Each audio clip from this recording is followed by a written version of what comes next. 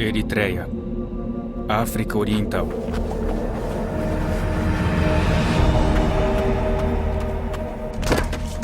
Disseram-lhe que renunciasse a ser um cristão evangélico. E ele respondeu que não faria isso. Disseram-lhe, não volte mais a orar. Ele apenas olhou para eles. Como deixar de orar? Disseram-lhe que haveria problemas se ele continuasse a falar de Jesus para os prisioneiros. Disseram-lhe que seria torturado se insistisse em ler os trechos da Bíblia contrabandeados na prisão. Disseram-lhe que o livro era a causa de todos os seus problemas. Disseram-lhe, desista! Desista, pois é perigoso.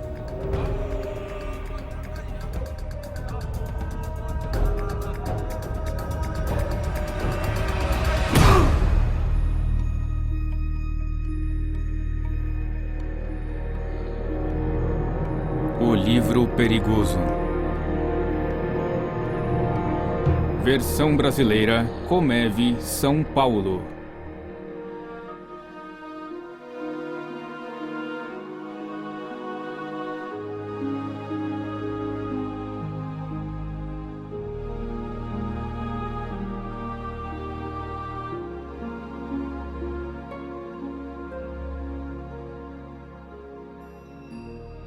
Não parece tão perigoso, mas Isaac, o prisioneiro que acabamos de ver, discordaria.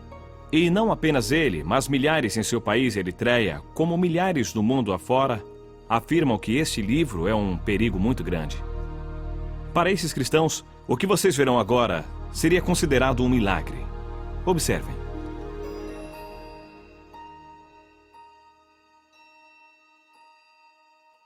Ninguém chamou a polícia. Não me importunam. Não me mandaram embora. Não me preocupo nem um pouco em ser preso, torturado ou morto por ler minha Bíblia. Ler minha Bíblia não parece um milagre hoje em dia. Mas seria nos idos do século XVI. Naquele tempo, apenas sacerdotes podiam ler as Sagradas Escrituras. Alguns podiam ouvir, mas não podiam ler. Um homem chamado William Tyndale mudou a situação. Inglaterra, 1523. Tyndale achava que todos poderiam ler a Bíblia. Ele saiu de casa e fugiu para a Alemanha, onde traduziu a Bíblia para o inglês, imprimindo 6.000 exemplares. Essas foram as primeiras cópias da Bíblia em inglês. E Tyndale as contrabandeou para a Inglaterra. Seu inimigo mortal, o bispo de Londres, comprou todos os exemplares, pensando em queimá-los. A reação de Tyndale foi: "Ah, vai queimá-los? Pois eu muito me alegro, pois eu recebo o dinheiro dos livros e o mundo inteiro vai se indignar com a queima da palavra de Deus." Tyndale morreu antes que a Bíblia fosse livremente vendida em seu país. Suas palavras finais, ao ser enforcado e queimado por suas ações, foram: "Senhor, abra os olhos do rei da Inglaterra." Sua prece foi atendida. O que o Senhor exige? Pratique a justiça, ame a fidelidade e ande humildemente com seu Deus. Hoje, evidências da influência da Bíblia são comuns na sociedade ocidental. É até comum sua exposição pública, tão normal que chega a permear fatos da vida diária. Porém, isso é um milagre. A Bíblia está disponível para todos nós. Qualquer um pode comprá-la e lê-la sem medo. O que Isaac na Eritreia não daria para ter essa liberdade. E nós aproveitamos essa liberdade? Nós nos alegramos com ela? Usufruímos dela lendo a palavra e praticando-a? Não seria terrível se os que são proibidos de ler a Bíblia fizessem melhor uso dela que os que podem ler livremente? Um velho pastor chinês uma vez disse: "Existem apenas 3 tipos de cristãos no mundo e apenas um é verdadeiro. O primeiro tem a Bíblia, mas não a lê. Esse não vale. O segundo tem a Bíblia, lê, mas não tem amor por ela. Também não vale. O terceiro tem a Bíblia, lê e ama o que lê. É o tipo que muda o mundo." Então, deixando escapar uma pequena lágrima, ele acrescentou: "Mas esse tipo de cristão é muito raro." O que acontece quando temos a Bíblia, a lemos e a amamos? Vamos conversar com alguém que fez as 3 coisas e mudou o mundo. Seu nome é Irmão André. Em 1955, uma frase do livro do Apocalipse o impressionou. Esteja atento, fortaleça o que resta e estava para morrer. Ele viu a luta dos cristãos perseguidos na Europa Oriental e respondeu ao chamado do Senhor para que fizesse algo que cristão ocidental nenhum fizera até aquele momento: contrabandear a Bíblia para dentro da cortina de ferro. Com Bíblias empilhadas dentro de um Fusca, o irmão André dirigiu até a fronteira, sussurrando uma oração que ficou famosa. Senhor, fizeste cegos enxergarem. Por favor, segue os olhos dos que veem.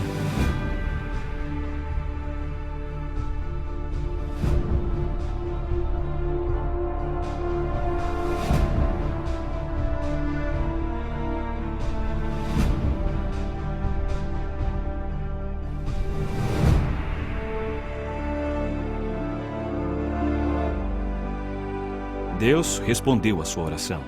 E o irmão André ficou conhecido em todo o mundo como o contrabandista de Deus. Irmão André, os governantes ainda acham que a Bíblia é um livro subversivo e perigoso. E por que eles têm tanto medo da Bíblia? Porque a Bíblia nos faz novas pessoas.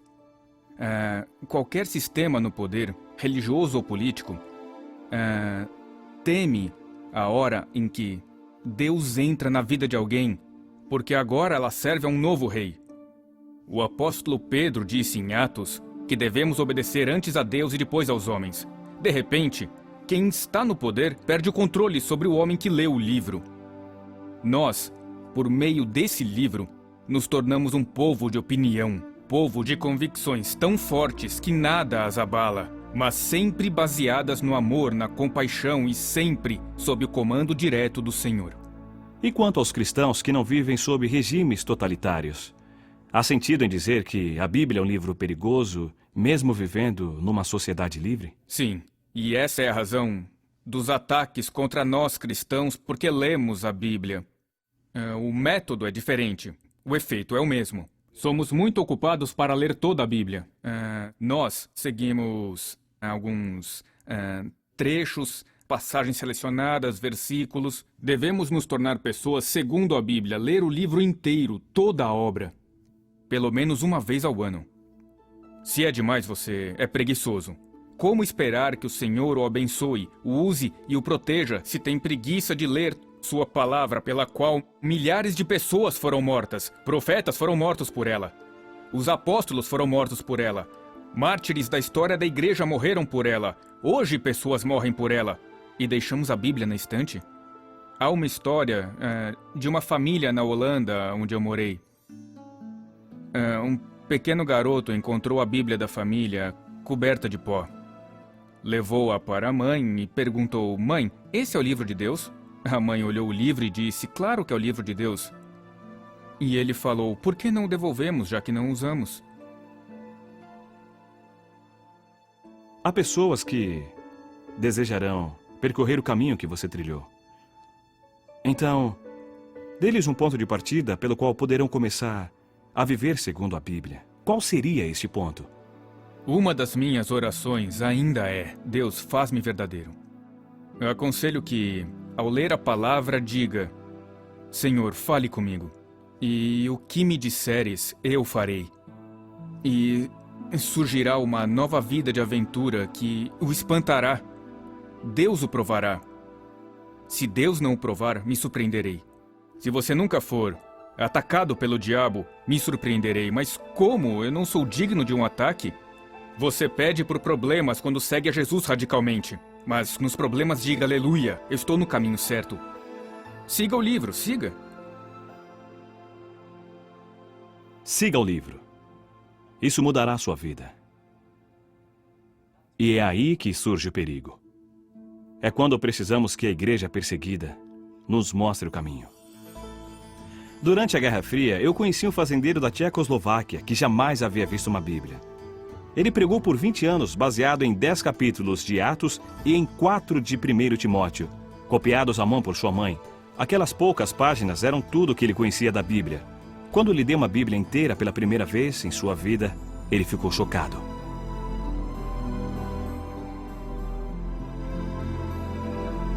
Ele me disse: agora terei muito mais problemas. Agradeço por ter me dado o livro mais perigoso do mundo. E depois ele perguntou: você tem esse livro há muito tempo? Diga-me, que belos problemas ele lhe causou. Que pergunta! Foi direto ao meu coração. Que belos problemas a Bíblia lhe causou. Ela deveria causar problemas para todos nós? Será que a Bíblia já me pôs em perigo? Ou é apenas um chamado aos irmãos Andrés deste mundo e daquele pastor tcheco? Parece coisa da Guerra Fria. Mas, na verdade, não é tão fácil gostar deste livro. Muitos de nós passamos por períodos talvez inevitáveis em que achamos a Bíblia um tanto difícil, entediante, diriam alguns. Respeitamos o livro, mas não o lemos muito. Não é fácil admitir o fato. Mas nos lugares onde cristãos são proibidos de portar uma Bíblia, lugares onde as pessoas arriscam a vida por seguir a Jesus, a Bíblia tem um valor extraordinário. Encarar essas histórias pode mudar o modo como encaramos nossa Bíblia. Amontoados em contêineres como este, estão centenas de cristãos da Eritreia de hoje. Que atos terríveis terão cometido para morrerem assim cozidos em fornos de metal? Sem julgamento, sem alimento ou água, são punidos pelo crime de serem cristãos e agirem como cristãos, orando, reunindo-se e lendo as suas Bíblias. Meu irmão Gideão sabe disso muito bem.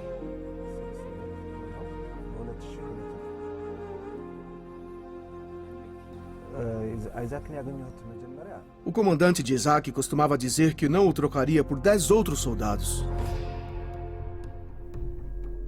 Ele era um matador implacável, inteligente e valente. Isaac também gostava de se divertir com bebidas e muitas mulheres.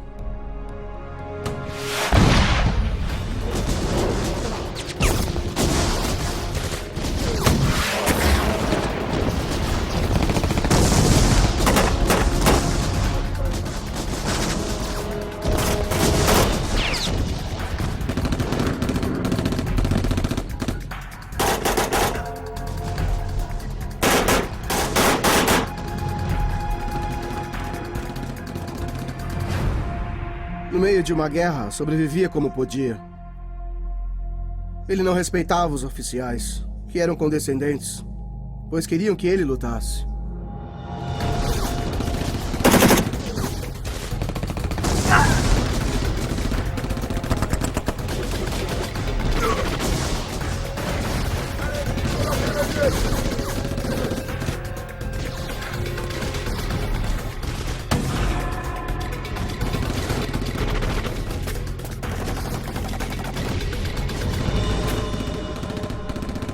A unidade de Isaac tinha 500 homens. 450 morreram em batalha. A maioria dos sobreviventes estavam seriamente feridos. Isaac saiu ileso.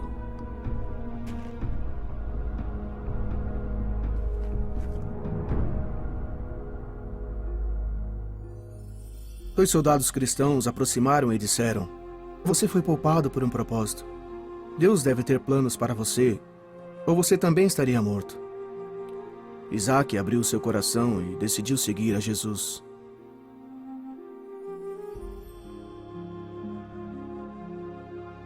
Daquele momento em diante, ele abandonou os vícios, respeitou seus superiores e todos notaram algo muito diferente em Isaac.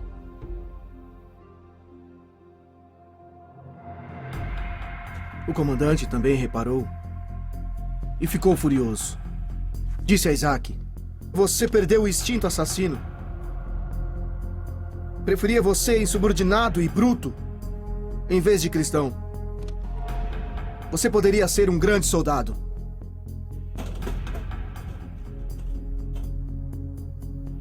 Ordenaram a Isaac se afastar dos cristãos. Proibiram que ele lesse a Bíblia.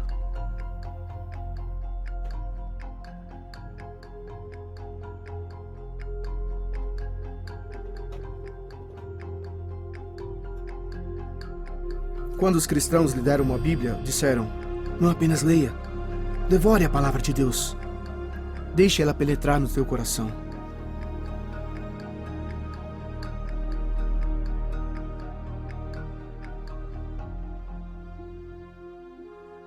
Isaac tinha cuidado para que ninguém o visse lendo a Bíblia.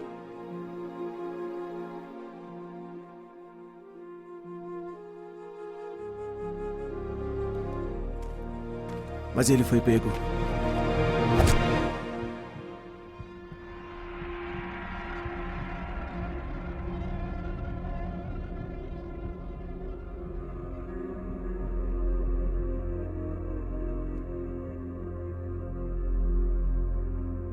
Após dias sob o sol, perguntaram a Isaac se deixaria de ler a Bíblia.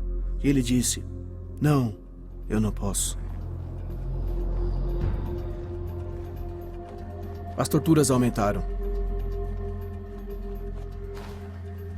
Eles o amarraram e mantiveram na posição helicóptero por 7 longos dias.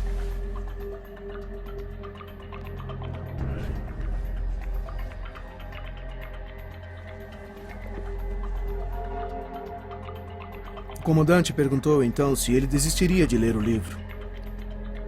Mesmo assim, Isaac não concordou em deixar de ler a Bíblia.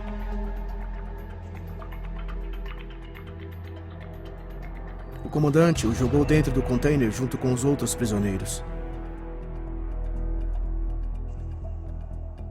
Havia tanta gente que eles tinham que dormir em turnos.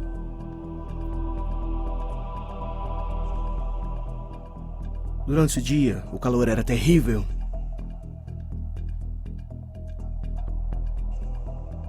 À noite, o frio os fazia tremer.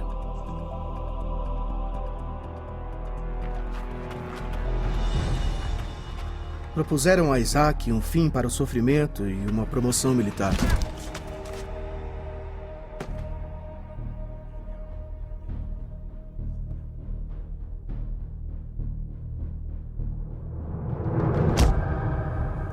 Queriam que ele concordasse em abandonar a Bíblia, não falar com cristãos, não falar de Jesus e não orar.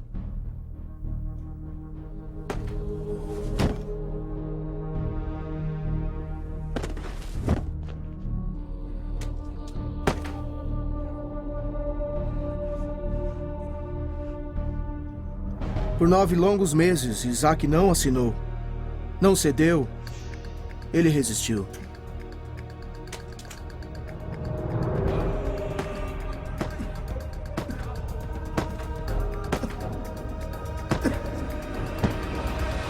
Em 2004, o comandante desistiu. Isaac foi enviado para a prisão na capital, Asmara. Ele ainda está preso. Isaac tem apenas 26 anos. Jamais conheceu um dia sem perseguição.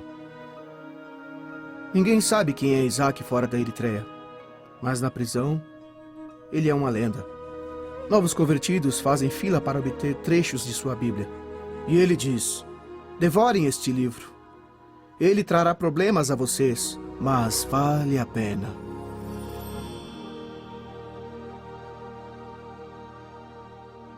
Passou muito tempo desde que Tyndale morreu por contrabandear Bíblias para a Inglaterra. Perseguição por ler a Bíblia já é passado na Inglaterra. Mas a história de Isaac abre os meus olhos para uma incrível liberdade que eu desfruto. Liberdade que Isaac jamais terá. Não sei quanto a vocês, mas a realidade de Isaac sofrendo na prisão de Eritreia abala o meu mundo confortável. Muda a minha visão da Bíblia, transforma a seriedade do meu compromisso.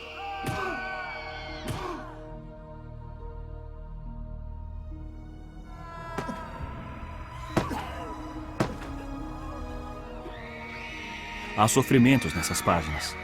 Sangue foi derramado e é derramado para que cristãos possam ler esse livro. Lembrar-me disso muda tudo. Este é meu pacto de Isaac.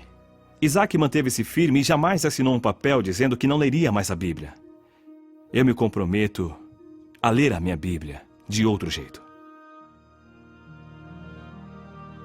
Primeiro, eu me alegrarei com a liberdade que tenho de abrir esse livro e lê-lo sem medo. Não vou mais subestimar isso. Lutarei para manter essa liberdade e por justiça para aqueles que, como Isaac, não têm a liberdade que eu tenho. Segundo, vou me lembrar dos que foram perseguidos no passado, pessoas como Tyndale, que deram sangue para pôr este livro em minhas mãos. Todo o país ocidental tem um Tyndale em seu passado. Lembrarei de orar por cristãos perseguidos que nesse momento arriscam suas vidas para oferecer a palavra de Deus aos seus compatriotas. Terceiro, eu serei radical. É meu compromisso de ler e obedecer este livro.